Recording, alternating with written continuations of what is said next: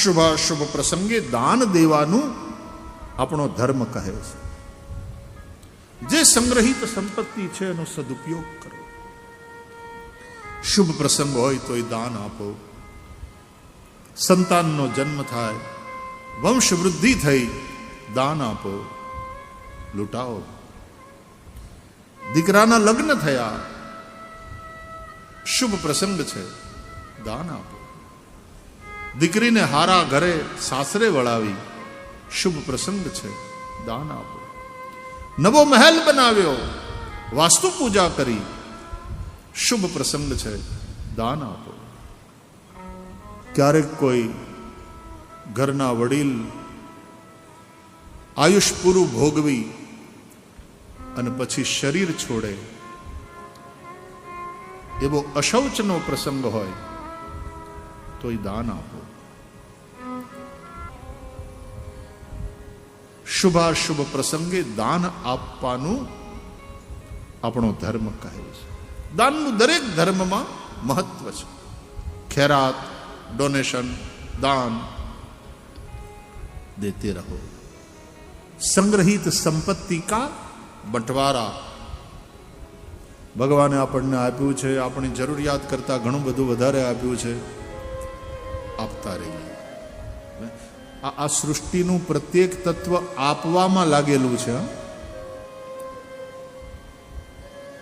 બધા જ આપવામાં સંલગ્ન. સૂર્યનારાયણ આપે છે પ્રકાશ, ઉર્જા, ઉષ્મા.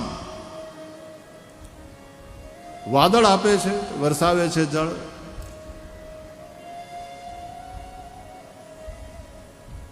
ઝાડવા આપે છે, ધરતી આપે છે. પ્રકૃતિનું પ્રત્યેક તત્વ આપવામાં સંલગ્ન છે. And that is why giving is living. There is life in giving. देते रहने में जीवन है. ગાય દૂધ આપે અને આપવું એ એની અનિવાર્યતા છે. યાદ રાખજો, આપવું એ ઉપકાર નથી, અનિવાર્યતા છે આપણી.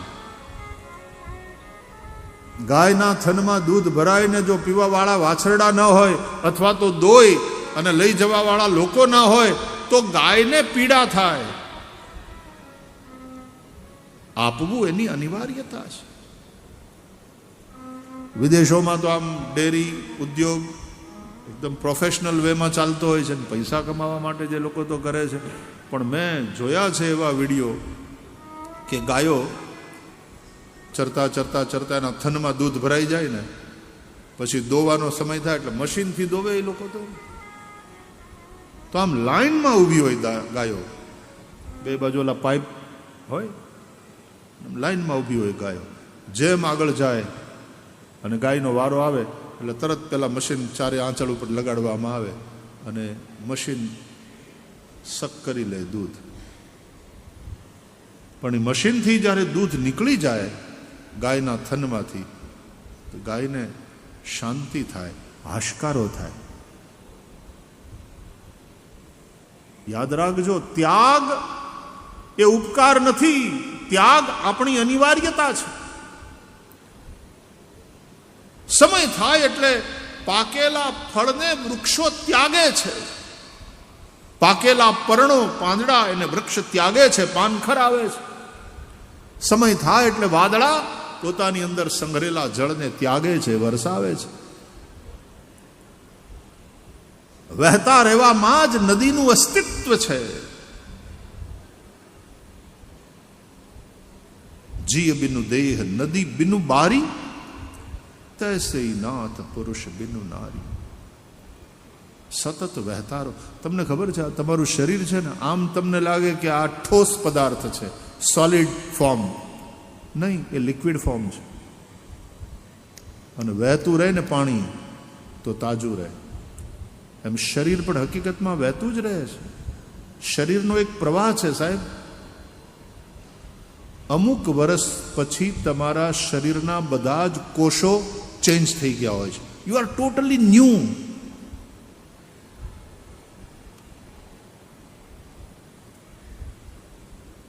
12-15 વર્ષ પહેલા તમે જેવા હતા એવા નથી. અત્યારે તમારું આમ શરીર એનું દેખાય પણ બદલાઈ ગયું છે.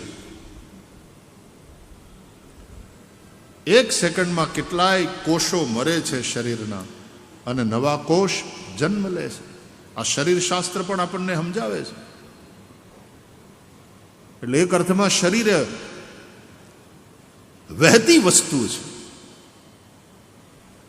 નદીમાં પણ પાણી વહેતું રહે, વહેતા રહેવામાં પાણી હોય અને હોય એ પાણી પાછું વહેતું રહે, એમાં નદીનું અસ્તિત્વ પણ ટકી રહે અને એમાં નદીનું સૌંદર્ય પણ છે. તિજોરીમાં માલ આવે અને માલ પાછો વહેતો રહે, વહેંચાતો રહે, એમાં તિજોરીનું સૌંદર્ય છે.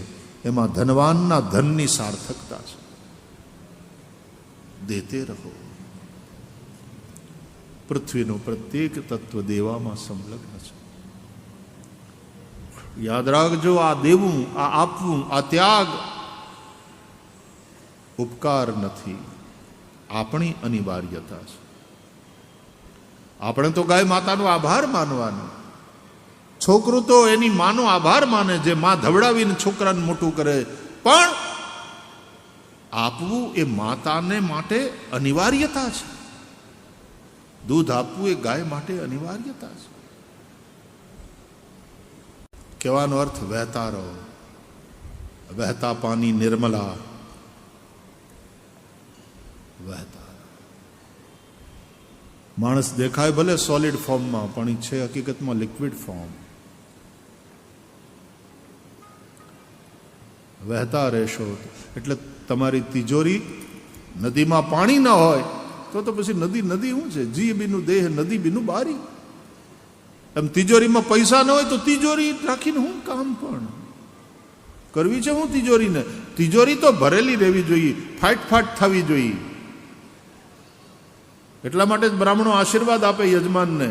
સ્વસ્ત્યસ્તુતેર કુશલમસ્તુ ચિરાયુરસ્તુ ગોવાજી હસ્તી ધનધાન્ય સમૃદ્ધિરસ્તુ ઐશ્વર્યમસ્તુ બલમસ્તુ રિપુક્ષયોસ્તુ.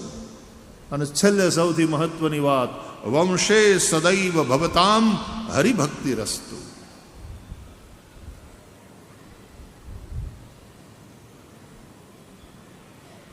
પણ તિજોરી ફાટ થાય. વડીલોના આશીર્વાદ, બ્રાહ્મણોના, ઋષિઓના આશીર્વાદ, ભગવાનની કૃપા અને તમારી મહેનત અને તિજોરી, તમારું ભાગ, દૈવમ ચૈવાત્ર પંચમમ, એને કારણે તિજોરી ફાટ થાય તો પછી તિજોરી પણ વહેતી રહેવી જોઈએ. પાણી બાढ़े नाव में और घर में बाढ़े दाम, तो दोनों हाथ उलेचिए, यही सज्जन का काम.